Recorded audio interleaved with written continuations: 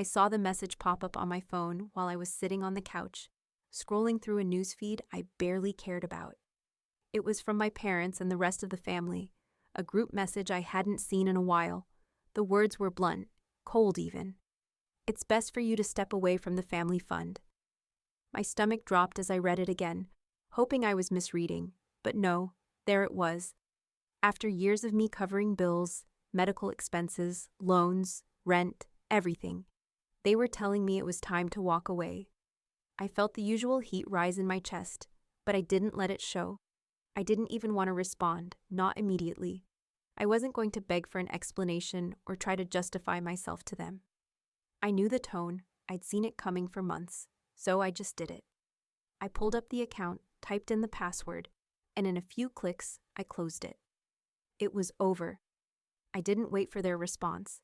I didn't care to see the excuses or the apologies that would come later, the ones that always followed when they realized I wasn't there anymore. Instead, I set my phone down, letting it sit there like a weight in the room. That night, my phone blew up. Missed calls, texts, voicemails, a flood of notifications, all asking where I was, why I wasn't responding. But there was one voicemail from my father. His voice was tight, barely holding the cracks in his tone together. "Leah, I don't understand. Please, just talk to us. We didn't mean it like this. Call me back, please." I didn't. I just stared at the screen and let my thoughts run wild, reflecting on everything I'd been doing for them all these years. How many times had I pulled my weight when they couldn't manage it? How many times had I paid off their debts, their medical bills, covered rent for months? Even when I was barely scraping by myself, I always found a way to send money. I didn't mind, not at first. I told myself it was family and family helps. But now, as I sat there, I realized how much I'd been quietly sacrificing. I wasn't even getting thanks anymore, only expectations. It wasn't love, it was obligation. The avalanche of calls continued into the night, but I didn't pick up. I just turned my phone off, and for the first time in a long time, I felt a small sliver of freedom. I wasn't sure if it was the right decision, but it sure felt like it was. I'd been carrying the weight of my family's struggles for years, though I didn't see it that way at the time. Back then, I just thought I was doing what needed to be done. The first time I really felt the strain was when Megan, my sister, had her accident. She'd always been the free spirit, never thinking too much about the consequences. She got into a terrible car crash, and when the rehab costs piled up, the family didn't have the money to cover it. I remember sitting at my desk one evening, my fingers hovering over the keyboard, trying to work, but my mind was stuck on Megan. She needed help. No one else could provide it, so I did what I always did, grabbed my credit card and paid the bill. I didn't tell anyone about it at first. What was the point? I wasn't looking for recognition or a pat on the back. I just wanted to make sure Megan was okay. But as the months went by, it wasn't just rehab. It was prescriptions for my mom, co-pays for therapy sessions Megan still couldn't afford, and even paying rent when my father's hours were cut at his job. There were times when I sat up at night, staring at my bank account, wondering if I was ever going to have enough left for myself. But the thought of saying no to them, of telling them I couldn't help, felt impossible. So, I didn't. I never asked for anything in return, never expected anything. It wasn't that I was some martyr. I just thought I was being a good daughter, a good sister. But with every payment, it felt like I was giving away a piece of myself. The more I helped, the more they relied on me, and I let them. I remember one night sitting at the kitchen table with my mom. She had asked me for the third time that month to help her with a prescription refill. The strain on her face was something I hadn't noticed before. She looked worried, like she knew I was stretching myself too thin but didn't know how to say it. But she didn't have to say anything. I could see it in her eyes, the silent plea. So I helped again. There was never gratitude in her voice when she called to thank me, never any real recognition. It wasn't about money anymore. It was about her just knowing that I'd be there, that I always came through when things got tough. But the more I gave, the more I felt like a machine, an ATM that could be relied upon but never really seen. There were moments when I felt like I was drowning, but I didn't tell anyone. I didn't have the words. I didn't want to be seen as weak, or worse, selfish. Every time I said yes, It was easier to ignore the slow burn inside me, the quiet resentment growing, but deep down, I knew I was no longer just a sister, a daughter, I was a resource. The money came and they took, and I didn't mind, not at first, but now I wondered how much longer I could keep it up, how much longer they would just keep taking, expecting me to be there. Then came the small, subtle reminders. Every time I helped, it was like I was reminded of the role I was expected to play. A simple comment here or there, nothing direct, but enough to make me wonder if they saw me as anything more than a lifeline. The thank yous were always short, the gratitude fleeting, and I never got a thank you for anything that wasn't needed. For the first time, it dawned on me. They weren't just taking my money, they were taking me. I had been doing this for so long that the sacrifices had become invisible, even to me. But as the years wore on, I started to notice how little was ever given back to me. My life had become a series of transactions, paying, helping, providing, and for what? To be thanked with silence, or worse, with comments about how reliable I was. It felt like they were treating me like a means to an end, not like a person who deserved recognition. It was in that moment, after I'd helped Megan pay off yet another medical bill, after I'd been silent for so long, that I realized this wasn't a family dynamic anymore. This was just a one-way street. And I had been on it for far too long. It had been a long week when Megan called me again. This time, it wasn't for her usual emergency, though I should have known better. I had just covered her rent the month before when she'd had another one of her financial mishaps. But now, she wanted something different, something extravagant. "Leah, I'm thinking about going to this yoga retreat in Bali," she said over the phone, her voice tinged with excitement. "I know it's a bit expensive, but it's the perfect opportunity to get my life together. You know, just recharge and everything." I blinked, trying to process what she'd just said. My mind flashed back to the last time I helped her, when I'd paid her rent just a few weeks ago because she hadn't been able to cover it.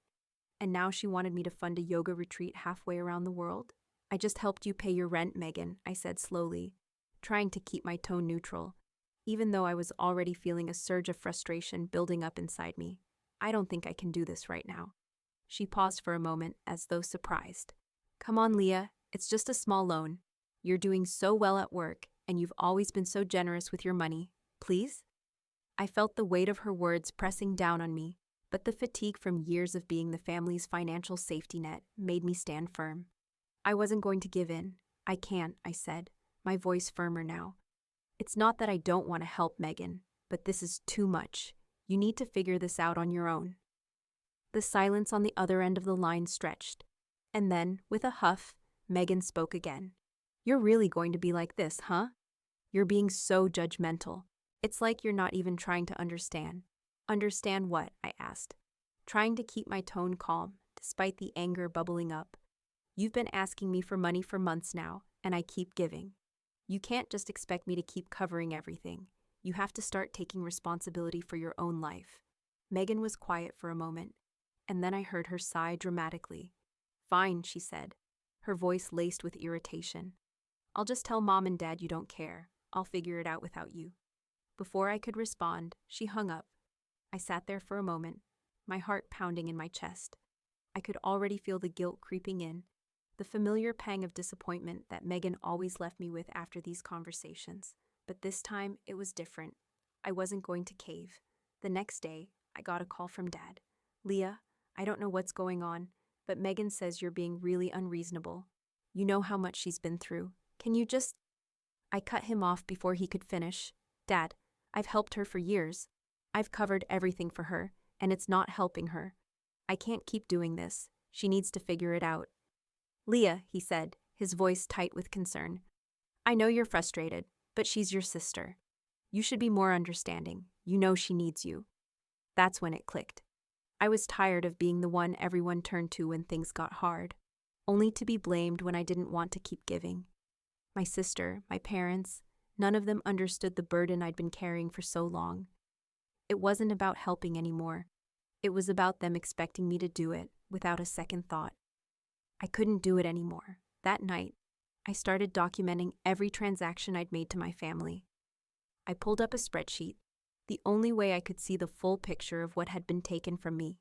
Every payment, every loan, every expense I'd covered was right there in black and white. I felt sick as I looked at the totals. It was more than I had imagined. My savings had been drained by my family, and all they did was take. They didn't ask how I was doing, didn't ask if I needed help, didn't even seem to care. As I added another entry to the list, the weight lifted just a little bit. I realized something then. I had been living in a cycle of giving, of sacrificing everything for them, without ever getting anything in return. It was time for me to stop. The thought wasn't easy, but it was clear now. I had been the one holding everything together, and if I didn't pull back, there would be nothing left of me. I started to prepare myself mentally, knowing that the next time I had to say no, it wouldn't be easy, but it was necessary. I had been taken for granted for far too long, and I was done. The family Zoom call had been scheduled for days. I could feel the tension building as the time approached, but I couldn't bring myself to care. I'd been through this so many times. My father trying to smooth things over, my mother's calm assurances that everything would be fine, Megan acting as though nothing had ever happened. They thought I'd fold like always, but this time, I was done. I logged in early, the familiar faces of my parents and Megan slowly appearing on the screen. My father's face was tight, like he was already bracing for an argument. Megan had that look she always had when she was trying to play the victim, her eyes wide and innocent, like I hadn't just told her no for the first time in years. "How's work going, Leah?" my father asked, his tone lighter than usual. It was his way of trying to ease into the real conversation, to distract me from the subject he knew was coming. I hesitated. It felt almost cruel, how little he cared about my promotion, how little interest he showed in my life outside of what I could provide for them. I took a deep breath and tried to push the resentment down. "It's good," I said flatly. "Actually, I got a new project. It's a big deal for me." Before I could say more, my father interrupted. "That's great, honey, but we really need to talk about Megan's housing situation. She's been struggling with the rent again, and Megan, again?" I cut him off, my voice tight. "Dad, I just paid her rent last month. I can't keep doing this." Megan shifted uncomfortably, but her eyes were still filled with expectation. "But I can't keep up with everything, Leah. You know how hard it's been for me lately." "And I've been covering it for months," I shot back, trying to keep my voice steady. "You've had me help with rent, medical bills, and all the rest. I'm exhausted. You all act like I'm a walking ATM." My father frowned. "Leah, we understand, but—" "No, you don't," I interrupted. "You don't understand what it's like to be the one always giving, always covering for everyone else while I'm struggling too." The room fell silent. My mom's eyes darted between me and Megan, but she didn't say a word. I could see her wanting to speak, but she knew better than to argue with me when I was this certain. "I think it's time someone else steps up," I said, my voice more resolute than I'd ever heard it. "I can't keep doing this. I'm not your bank. I'm not your fallback. I'm your daughter, your sister, and it's about time you start treating me like that." Megan opened her mouth, but no words came out. She looked at my father, who was visibly uncomfortable, and then at my mother, who had her hands clasped in front of her, unsure of how to react. "Well, that's all fine and dandy, Leah," Megan finally said, her voice dripping with sarcasm. "But do you think the rest of us can just magically make money appear like you do? Some of us actually have real problems." My father's hand shot up, a clear attempt to smooth things over. "Leah, we don't want to fight with you. We just don't know what we're going to do without you." "That's the problem," I said, my voice colder than I intended. "You've never had to figure that out. I've always been there, but I can't be anymore." Megan's face tightened, her brow furrowing with frustration. "So that's it? You're just going to cut us off and leave us to figure it out? You're done?" I nodded slowly, the finality of my words sinking in. "Yes, I'm done." The silence that followed was deafening. My father looked at me, his face a mix of disbelief and disappointment. Megan's eyes filled with tears, but there was no sympathy for her. Not this time. Not after everything I'd been through. I didn't wait for them to speak again. I wasn't going to sit there and listen to their guilt trips or their pleas for me to reconsider. I'd made my decision, and I wasn't going back. I closed the call abruptly, cutting off any further arguments before they could start. For the first time in years, I felt a sense of peace. Not relief exactly, not yet, but peace, in the sense that I had finally put my foot down. I wasn't going to let my family use me anymore. The fallout would come. I knew that. But for once, I didn't care. I had to take care of myself. 2 days later, the group message came. It didn't take long for the consequences to hit. The very next day, the avalanche of messages and calls started coming through. I didn't even need to check the phone to know what they wanted. I already knew. Overdraft notices, pharmacy calls about unpaid prescriptions, and more from Megan. Each one a reminder that I was no longer the safety net they all relied on. I had pulled the plug, but it felt like my whole family was scrambling to breathe without the air I provided. The missed calls piled up, from Mom, Dad, Megan, and even Aunt Carol. My phone lit up every few minutes, as if someone could talk some sense into me, as though a simple text could make me change my mind. Then came the voicemail from Megan, her voice cracking with frustration. "Leah, I don't know what's going on, but you can't just leave us like this. We need you. You promised you'd always be there." She sounded desperate, but it didn't move me. I couldn't let it. I deleted the voicemail without listening to the rest. I wasn't heartless, but I was tired. I was tired of being the one who had to step in every time something went wrong. I had spent so many years picking up the pieces, pretending like I didn't mind, and pushing down the resentment that was always bubbling under the surface. But that day, after reading that cold message from the family, it had all come rushing back. They didn't even see me anymore. They saw a provider, a lifeline, but I wasn't a person to them. I was a source of income, a safety net to lean on when things got tough. When I was little, my parents used to tell me that family always helps family, and I believed it. I thought that was what love was, sacrificing, without ever asking for anything in return. But as I sat in my living room, staring at the phone, I realized how untrue that was. It had never been about love. It had been about convenience. They had never truly cared about me. I was just their reliable ATM.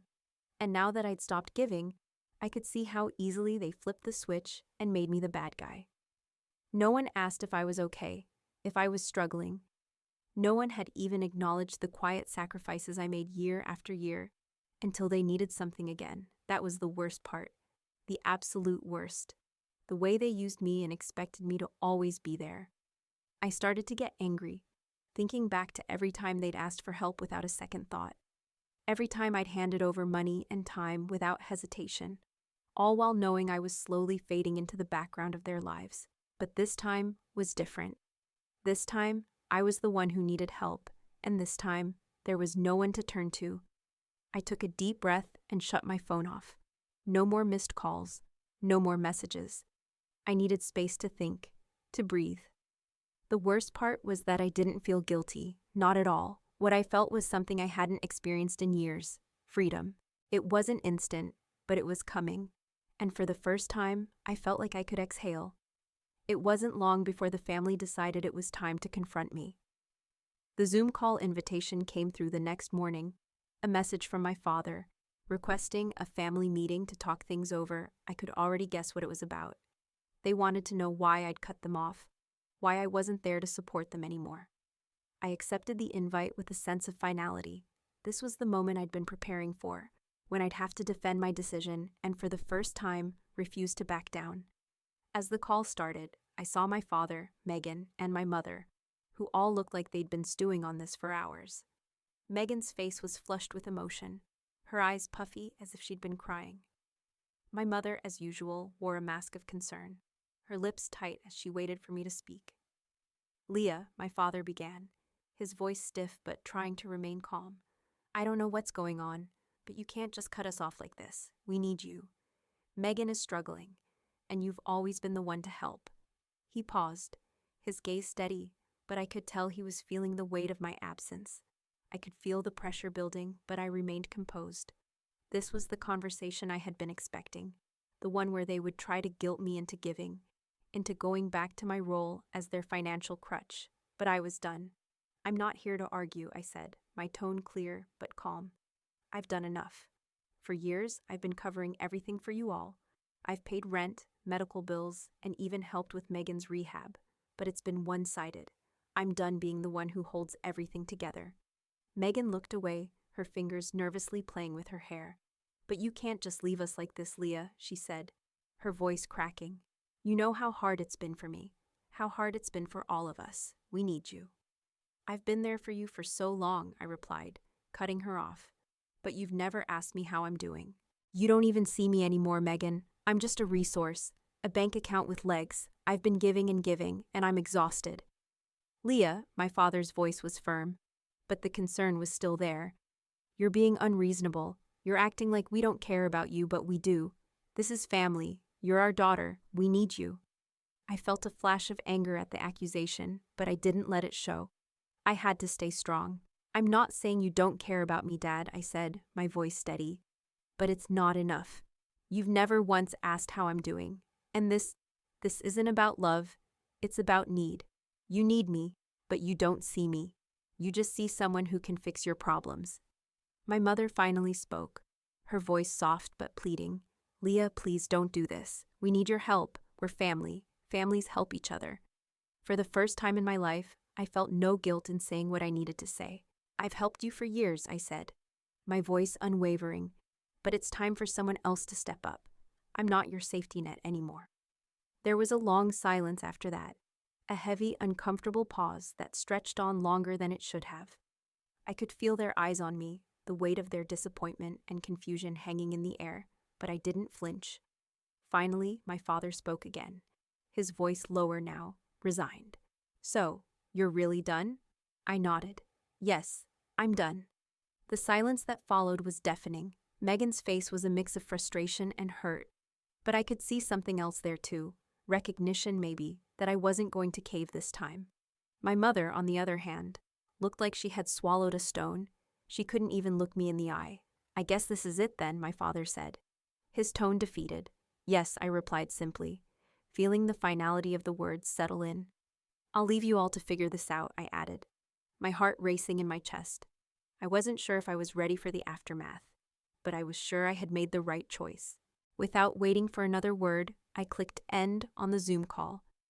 I sat in the silence that followed, feeling a mix of exhaustion and liberation. I had said what needed to be said. Now I was free. The next few days, I could already feel the ripple effect. I had no idea the depths my family would go to until the email hit my inbox one Wednesday afternoon. It was from my bank. The subject line was vague enough to seem like spam, something about unusual activity. I clicked it without much thought, expecting nothing more than another fraud alert for a forgotten transaction. What I saw made my heart skip a beat. Business loan application attempt. I stared at the screen, blinking several times, trying to make sense of the words in front of me. The email was straightforward. Someone had tried to open a business loan in my name. The amount was huge, enough to throw me into debt for years. They'd used my personal information, everything they could have gotten, and tried to pass it off as their own. The worst part? The application had been filled out just a week after I'd pulled out from the family fund. It felt like a sucker punch. I sat there for a few minutes, numb. The loan hadn't been approved, thankfully, but it didn't matter. The fact that they had tried to manipulate me like this, it was too much. I immediately filed a report with the bank, the IRS, and the police, ensuring there was a trail in case they tried to cover their tracks or, worse, blame me for something I hadn't done. I couldn't let them get away with it, not this time. As I was finishing up the paperwork, my phone buzzed. It was Megan. "Leah, I know you're upset, but I just want to talk," she said, her voice trembling. I could hear the desperation in her words, but there was something else too. Guilt. The guilt they always threw my way when things didn't go as planned. I stared at the screen, debating whether or not to pick up. Finally, I pressed decline. She called again, but I ignored it. It wasn't that I wasn't shaken by the email. I was. I'd been taken advantage of for years, but this was different. This felt personal. They had tried to use me, exploit me, and now I had proof. Megan called again, but this time, I didn't feel the familiar pull to pick up. I was done. I'd learned the truth about my family's manipulations, and I wasn't going to let them control me anymore. Not after everything. The phone buzzed again, but this time, it wasn't just Megan. It was a message from Aunt Carol. "Leah, please, can we talk? Your mom's beside herself. She's worried about you. Please, just let us fix this. The irony hit me like a brick. Fix this? What did they even mean by that? The minute I stopped paying their bills, suddenly I was the one who needed fixing. I'd been the one holding them together all these years. I didn't reply to Aunt Carol either. I spent the next few hours in a kind of haze, dealing with paperwork and organizing my thoughts. I had filed my reports, secured my finances, and ensured there was a trail of evidence. But what I really needed was a sense of peace. And for the first time, I felt it beginning to settle in. For so long, I had felt like I was living in a storm, constantly cleaning up messes, constantly worrying about them, constantly being pulled in different directions. But now, with everything I'd just learned and the choices I'd made, a calm was starting to rise. This was the first time I had control over my life. I wasn't running on autopilot anymore, doing what everyone expected of me, bending to their will because I thought it was my responsibility. I had finally taken my life back. As the night wore on, I couldn't help but feel a sense of liberation I hadn't felt in years. The weight of responsibility that had crushed me for so long was lifting, slowly but surely. The truth, as painful as it was, had set me free. I had learned that my family had never really seen me for me. They had only seen what I could do for them. And now I knew exactly how to protect myself from them moving forward. I closed my laptop and leaned back in my chair, breathing in deeply for the first time in a long time. This wasn't the end. It was the beginning. And for the first time in years, I was truly at peace. It's funny how quickly your life can change once you finally make the decision to break free. I knew it was time to leave, physically and emotionally. I had reached the point where I couldn't keep pretending that I was fine being their backup, their constant resource. I had spent so many years telling myself I was helping, but all I had done was trap myself in a cycle of unreciprocated sacrifice. Walking away wasn't easy, but it was necessary. I packed up my things, found a place in a new city, and started over. The move was daunting at first, but it felt right. It wasn't just the physical change of location, it was the emotional space I needed to truly heal. My new job was a breath of fresh air, a career shift that not only gave me a greater sense of fulfillment, but also a new sense of financial security. No more would I have to watch my paycheck disappear, channeled into debts that weren't my own. No more would I carry the weight of everyone's expectations. I spent my first few months in the new city, establishing boundaries that I hadn't dared to before. I made new friends, found hobbies that were my own, and focused on my well-being. But like all things in life, the past has a way of catching up. One chilly afternoon, while I was picking up a coffee at the local cafe, I ran into Aunt Carol. She looked the same as always, her hair in soft curls, her smile warm, though there was something in her eyes that gave away her discomfort.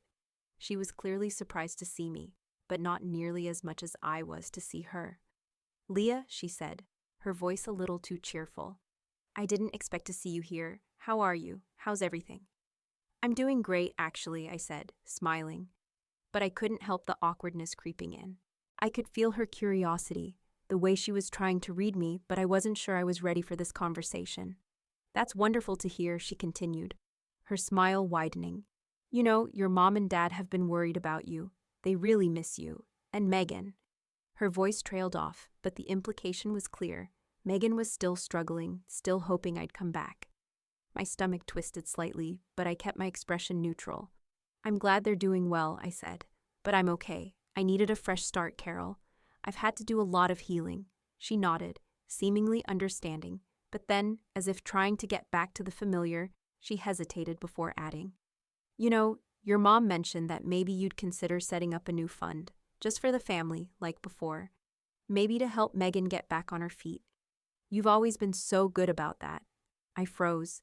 For a second, the old guilt bubbled up inside me, threatening to pull me back into the familiar pattern of always saying yes, always taking responsibility for their lives. But then I remembered everything. How I had been used, how I had been the one to hold them together while I was falling apart. I couldn't go back to that. I laughed, but it was short and sharp, more of a reflex than anything else. "I did set up a new fund," I said, my voice steady but firm. "It's called My Future." Aunt Carol blinked, caught off guard, and I could see her struggle to process what I'd just said. The weight of the words seemed to hang between us for a moment. I waited, letting the silence stretch a little longer before I spoke again. I'm not going to keep carrying their burdens, Carol. I've given enough. It's time for them to figure things out on their own. Her expression faltered. She opened her mouth to speak but closed it quickly, unsure of what to say. I could see her trying to reconcile the person I had been with the person I was now. The quiet, reliable one, always there to help, and the woman standing in front of her, resolute and independent. I'm sorry if that's hard to hear, I said gently, but I've learned that taking care of myself has to come first. I can't fix everyone else anymore. Carol nodded slowly, her lips pressed together as though she wanted to say more but didn't know how. After a beat of uncomfortable silence, she simply said, I understand, Leah, I really do. But I just want you to know that they love you, we all do. I managed a small smile, my heart still heavy with the weight of what I had given up, but knowing it was the right choice. I know, Carol, I can't do this anymore. But I'm okay, really. The conversation ended shortly after, and I walked away from the cafe feeling lighter than I had in years. It wasn't just about walking away from my family's expectations. It was about walking toward the life I wanted to create for myself. I had cut the ties, drawn the line, and walked away from the role I had been forced into for so long. And now I was living my life on my own terms. For the first time in my life, I was free. It had been a few months since I severed ties with my family, and despite the initial weight of my decision, I was starting to feel something I hadn't in years. Peace. Real, unburdened peace. The chaos I had left behind, the overdrafts, the missed calls, the never-ending requests for money was still there, of course, but it was no longer mine to fix, and though I had expected a certain amount of guilt, what I felt instead was a growing sense of freedom. I was finally living for me. Moving to the new city had been a breath of fresh air. Everything was different here. The air, the people, even the rhythm of my days. I was no longer caught up in a cycle of giving, running on fumes to support people who never seemed to truly see me. In this new place, I could finally breathe, knowing I didn't have to spend my nights working out how I was going to pay for someone else's problems. One morning, after a long shift at my new job, I sat down at a cafe I had recently discovered, enjoying the warmth of a cup of coffee as the world buzzed around me. The last few months had been transformative. No longer feeling tied down by the endless demands of my family allowed me to grow in ways I hadn't imagined. I had made new friends, and for the first time in years, I was allowing myself to be selfish in the healthiest of ways. It was then that I received a message from an old colleague from the city I'd left behind, a woman named Sarah, who had been through a similar situation with her own family. Leah, I've been following your journey from afar, and I just wanted to tell you, thank you for being so brave. I'm trying to get out of my situation, and your decision has inspired me more than you know. I feel like I'm not alone in this anymore. Reading those words hit me hard. I had been so wrapped up in my own guilt and shame when I first left that I hadn't realized how many others were living with similar burdens. Sarah had been through it, just like me, and here we were, both carving out a new life for ourselves. I thought about my family for a moment. They hadn't changed. They were still struggling, still trying to find ways to keep themselves afloat without me. And while part of me wondered if they'd ever really realize what I had done for them, I knew that wasn't my concern anymore. The truth was, I didn't need their validation. I had learned to validate myself. The more I reflected on it, the more I understood that my freedom wasn't just about cutting them off. It was about taking control of my life, not letting anyone else define my worth or dictate my future. It wasn't just my family I'd broken free from. It was years of unspoken expectations, years of invisible debt, and years of believing I had to sacrifice myself to prove my love. As I sipped my coffee and looked out the window, the weight of it all finally fell away. I was free, and for the first time, I understood just how powerful that freedom felt. Leah, the person I had been, defined by the role of the fixer, the provider, the reliable one, was gone. In her place was someone who was learning to be enough, just as I was. As the day passed, I received more messages, Some from people who had been watching my journey closely, others from people sharing their own stories. They were stories of breaking free from toxic cycles, of reclaiming their independence, and I felt a kinship with them. I wasn't alone anymore, and in that, I found not only peace, but a kind of strength I hadn't known I had. I leaned back in my chair, a smile tugging at my lips. I was finally free of their demands, free of their manipulations, and free of the weight that had been crushing me for so long. I knew my family would continue to struggle without me. I knew they'd try to call or text, begging for my help or attempting to make me feel guilty. But I wasn't going back. I had walked away, and I wasn't looking back. It wasn't always going to be easy, and I knew I might have moments of doubt, but deep down, I knew I had made the right decision. Walking away from them was the hardest thing I'd ever done, but it was the most necessary thing for my own well-being. I had reclaimed my life, and that was worth everything. For the first time, I felt truly free. The phone call came unexpectedly one morning, just as I was finishing my coffee. The name on the screen made my stomach tighten. Mom. For a moment, I considered ignoring it.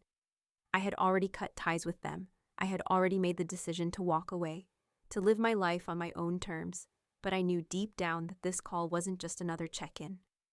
No, this was a plea, a final attempt to pull me back into their world. I hesitated, then answered. Leah, my mother's voice came through, heavy with distress. Sweetheart, please, I need you to listen. Your father and I, well, we're in a really tough spot. We've tried everything, but we need help. Can you please? I felt my chest tighten. The old familiar guilt began to creep up, but I quickly squashed it down. The truth had already settled inside me like a stone, and I was no longer willing to sacrifice myself for them. Mom, I'm not helping you anymore, I said, my voice steady but firm. I've given you everything I could. I've been there for all of you, and you've never once asked how I'm doing, how I feel. I'm not going back to that. There was silence on the other end of the line, a long pause that made my heart beat louder in my chest. I could feel the disappointment radiating from her, even through the phone. Leah, please don't do this. We're family. We've always been there for each other, she said, her voice cracking slightly. I closed my eyes, fighting the familiar pull to soften, but I had to stay strong. Family doesn't just take, Mom. I've always been the one giving, and I can't keep doing it. I need to look out for myself now. This isn't healthy for me anymore. I'm sorry, but I'm done. The silence that followed felt different this time. There was no outburst, no begging. It was the silence of realization, of understanding that I wasn't coming back. I wasn't the person they thought I was anymore. Leah, my mother's voice faltered. Please, think about what you're doing. This isn't who you are. I almost laughed at the irony. This wasn't who I was? No, I wasn't the quiet, reliable daughter who drained herself emotionally and financially for everyone else. I was the woman who had learned to say no, the woman who had finally taken back control of her own life. I know exactly who I am now, Mom, I said, my voice stronger. And that person isn't someone who sacrifices their happiness to fix everyone else's problems. She didn't respond right away, and I could hear the sound of her sniffling softly on the other end. But I knew that, for the first time in my life, I had made the right choice. I wasn't going to carry the weight of their expectations anymore. I'll always love you, Mom, but I'm done, I said softly, then hung up the phone. I sat there for a moment, the silence in the room heavy. A part of me still felt like I had let them down, but another part, my stronger, clearer self, knew this was the right choice. I had spent years thinking my worth came from what I could do for them, from being the one who was always there to fix things. But I was wrong. I wasn't just the sum of my sacrifices. I was Leah, and I was finally living for myself. I took a deep breath and stood up, walking to the window and looking out over the city that had become my new home. A place where I could start fresh, free from the manipulation and guilt I had carried for so long. The person I was now was stronger, more independent, and as I looked out into the future, I realized that for the first time, it was mine. I was free, and I was at peace.